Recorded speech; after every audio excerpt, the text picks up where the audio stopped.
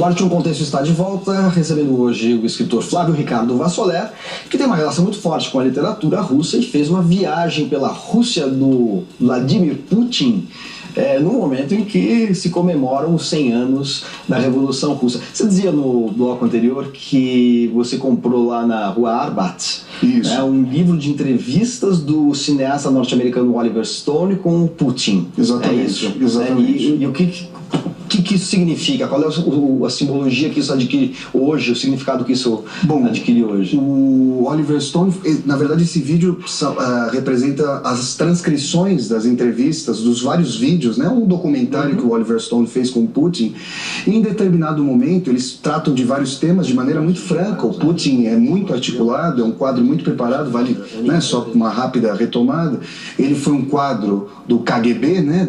Da polícia. KGB. Isso, KGB, do KGB. Vamos traduzir o seu russo, o meu russês ali, o nosso português.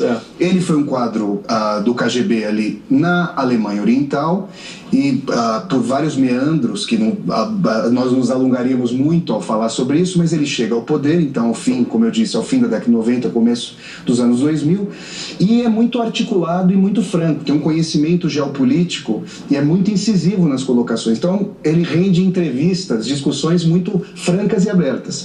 Em determinado momento, o Oliver Stone interpela o Putin sobre uma possível guerra nuclear com os Estados Unidos. No sentido, quem ganharia com uma guerra desse tipo? Ou, na verdade, a primeira pergunta do Oliver Stone é: a Rússia teria hegemonia nuclear sobre os Estados Unidos numa eventual guerra? Putin diz.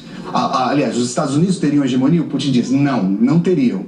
E aí o Oliver Stone em seguida interpela o Putin. Mas então você está dizendo que a Rússia ganharia essa guerra? Ele fala, ninguém sobreviveria a uma guerra desse tipo. É o equilíbrio do terror da época da Guerra Fria. Né? Exatamente, aquela sigla MED. Agora, não faz muito tempo a Folha de São Paulo publicou uma entrevista com um ideólogo do Putin, que é um cara relativamente jovem, tem 50 e poucos anos, no contexto das Olimpíadas de Inverno, quando a questão, de Sochi, né? A questão dos homossexuais estava sendo... O Putin falou que não iria permitir manifestações pela liberdade comportamental, sexual, etc. E esse ideólogo do Putin falou claramente, falou assim, não, nós não temos valores ocidentais.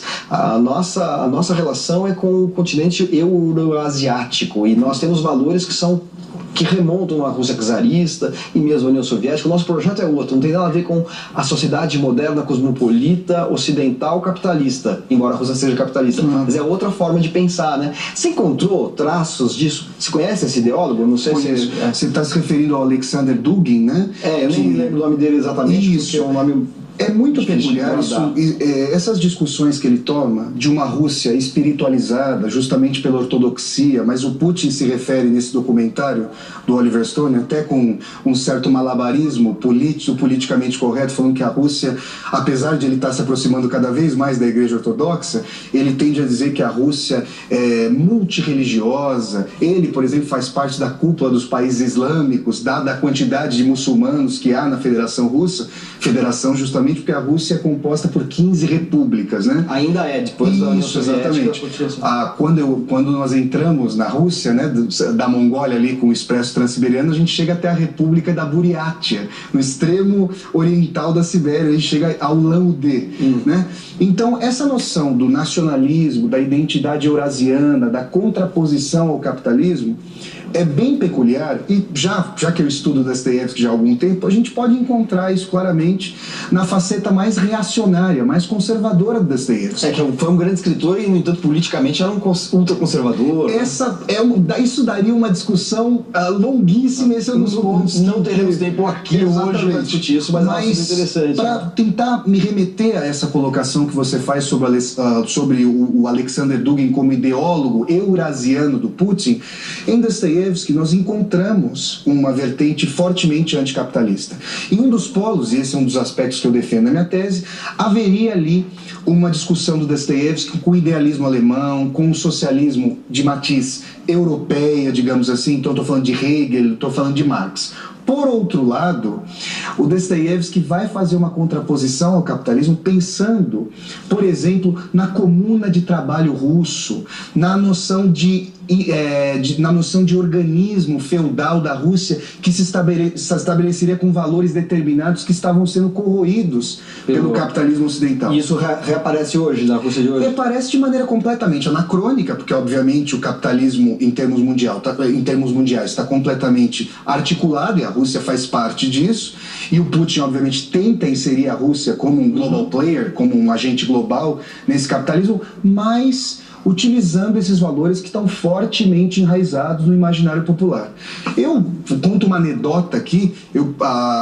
Meu hotel, o hotel onde eu fiquei hospedado, era muito próximo, eu tive o privilégio de ficar muito próximo à Krasnaya Plosha, da Praça Vermelha, ali no coração histórico de Moscou, e numa roda ali, muito próxima ao mausoléu do Lenin, eu ouvi um senhor que, ao mesmo tempo em que condenava o bolchevismo, sentia justamente saudade da União Soviética. Vejam que combinação inusitada, que retoma o poderio soviético sem a herança comunista. E ele dizia o seguinte, numa anedota, numa roda, e estava atraindo vários transeuntes ali ao seu redor. Ele dizia: o problema que fez com que a União Soviética, a grande crise que fez com que a União Soviética fosse ao colapso, segundo, obviamente, vamos dizer assim, esse profeta popular, era que os líderes soviéticos não eram russos.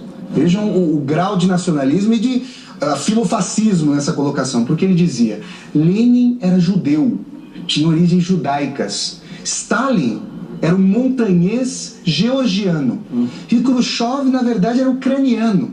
Então ele tentava associar a noção de que tinha dado errado a União Soviética porque os líderes não eram russos autênticos. O internacionalismo bolchevique era um grande problema. E agora o Putin, ele dizia, trazia ali a vertente nacional russa.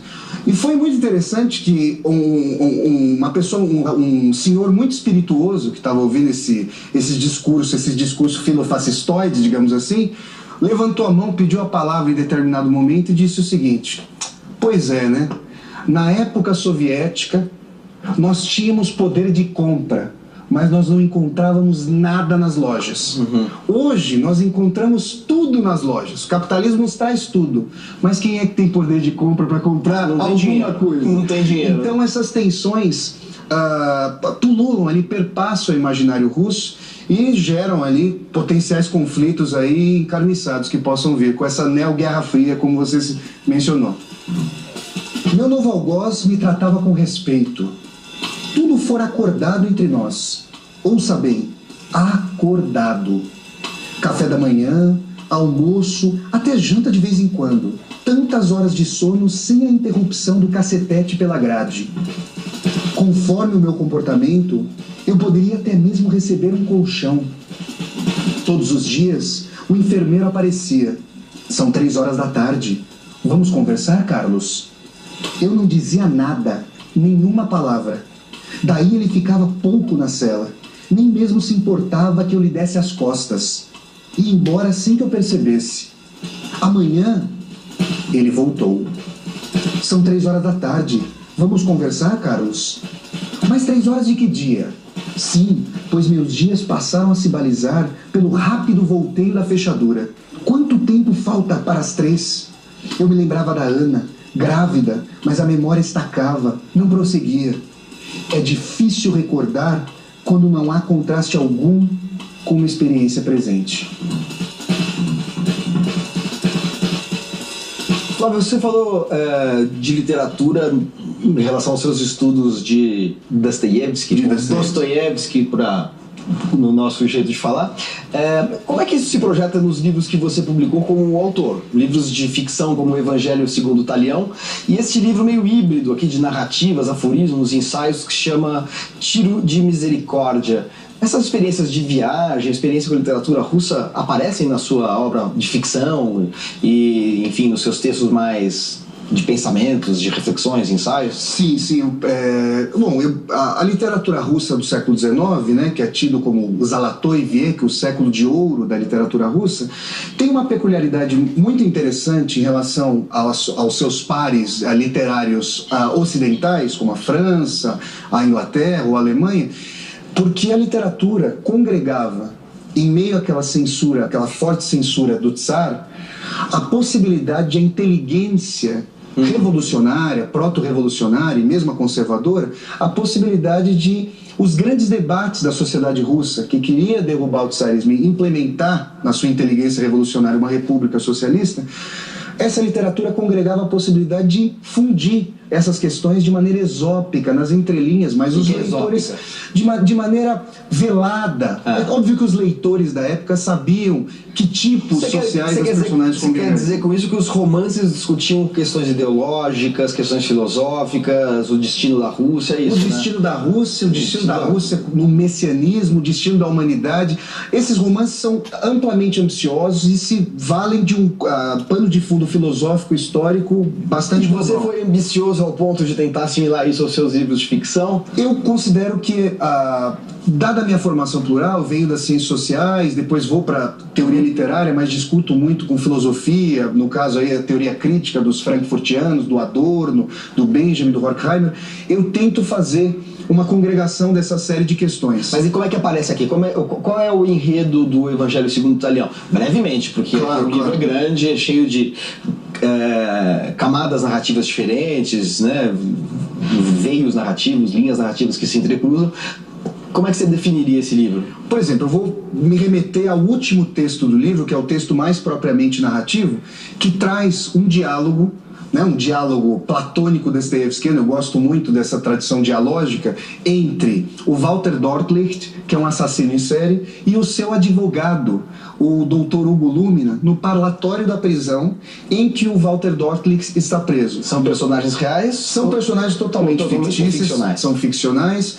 E nesse último texto, que é o mais longo do Evangelho segundo Talião, eles como que fazem uma síntese dos textos anteriores. Esse livro, o Evangelho segundo Talião, que é o meu primogênito literário, traz narrativas, em sua maioria um livro narrativo, com várias questões sobre a ditadura militar brasileira, a misoginia que leva a quadros de violência contra a mulher, mas ao mesmo tempo de apego da vítima a seus carrascos. Eu tento fazer essa discussão. E o Walter traz ali no último texto do livro uma discussão sobre a punibilidade histórica. Daí essa noção de talião, da lei de olho por olho, dente por dente, que é inclusive apropriada pelo livro bíblico Deuteronômio. Questões de autonomia, livre-arbítrio, culpa, punição, que são questões bem presentes na literatura russa, né? Basta lembrar aquele castigo do Dostoiévski, por exemplo. E isso vai aparecer também de uma maneira menos ficcional, talvez, em textos meio híbridos entre a ficção e a reflexão no Tiro de Misericórdia. É isso mais ou menos, né? Quer dizer que então a Rússia está presente na sua trajetória tanto literária quanto na sua trajetória de trem nessa viagem pelo Transiberiano. Muito obrigado pela sua presença aqui no Arte e o Contexto. Agradeço a sua atenção, a sua audiência e espero você no próximo programa. Até lá. E embora assim que eu percebesse, amanhã ele voltou. São 3 horas da tarde. Vamos conversar, Carlos? Mas 3 horas de que dia? Sim, pois meus dias passaram a se balizar pelo rápido volteio da fechadura. Quanto tempo falta para as 3? Eu me lembrava da Ana, grávida, mas a memória estacava, não prosseguia. É difícil recordar quando não há contraste algum com uma experiência presente.